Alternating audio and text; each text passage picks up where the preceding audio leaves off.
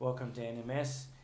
This is video series 3 on time restricted eating, and what we're actually going to look at here is whether time restricted eating has a benefit to body composition. So studies of time restricted eating show moderate overall weight loss without calorie counting. We know that.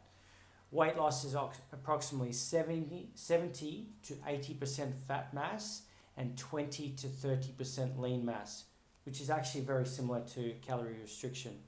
So in a 12-month NEJM trial in 2022, where TRE or time restricted eating was combined with calorie restriction, DEXA scans showed that fat mass decreased significantly while lean mass decreased slightly but proportionally, approximately 25 to 30%. Of the weight loss, similar to calorie restriction alone.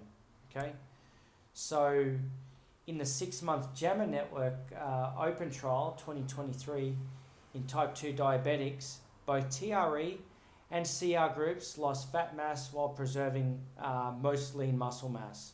The 2020 JAMA trial, TREAT, reported a greater loss of appendicular lean mass in the TRE group versus the controls.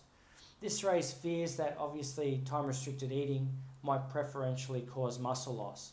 But follow-up analysis later, larger studies suggested this was likely due to measurement limitations, so DEXA versus direct imaging, and possibly reduced protein intake distribution in the TRE group. In other words, if you're doing time-restricted eating but you're not getting as much protein, that can actually affect your lean mass and how much of it you lose.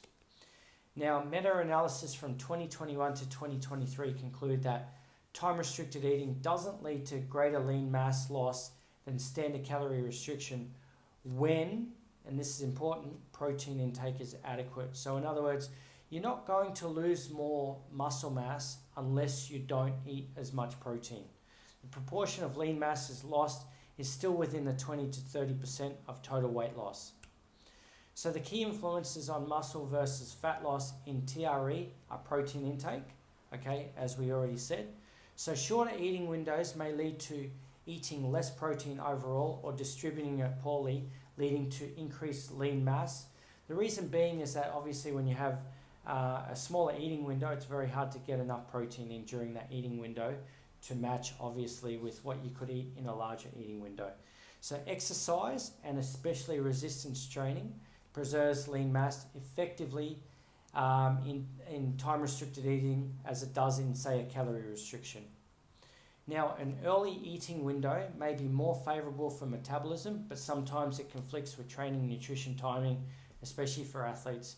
Now, I would argue that if I was an athlete, I wouldn't be doing time-restricted eating because athletes needing a lot more food, it's going to reduce the amount of time that they can actually eat, and it could affect how much food they can eat and obviously their energy levels.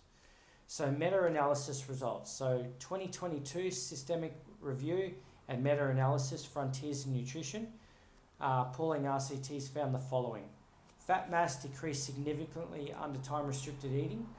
Lean mass was largely preserved with no significant difference compared to control or calorie restriction. So if you're doing a calorie restriction, you would still lose a similar amount of body fat and lean mass.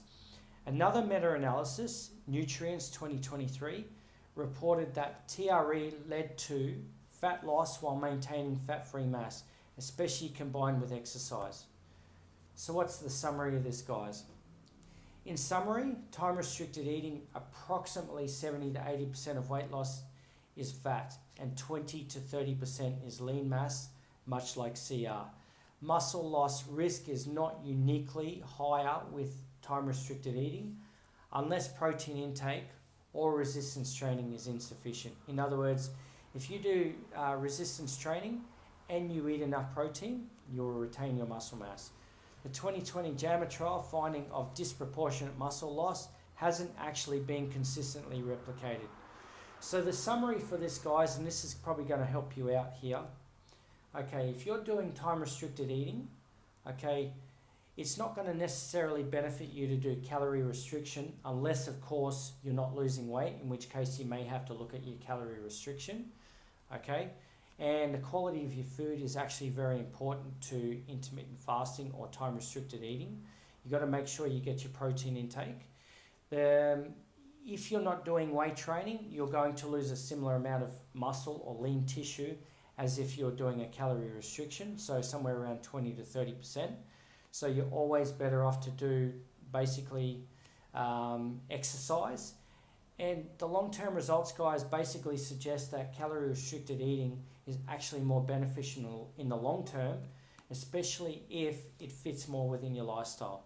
So my take on this, guys, is you're not going to get any more benefit from time-restricted eating as you do from a calorie-restricted diet, and you're also not going to get benefits in terms of fat loss unless, of course, you're doing some sort of dietary plan as well as keeping your protein intake high and doing some sort of resistance training.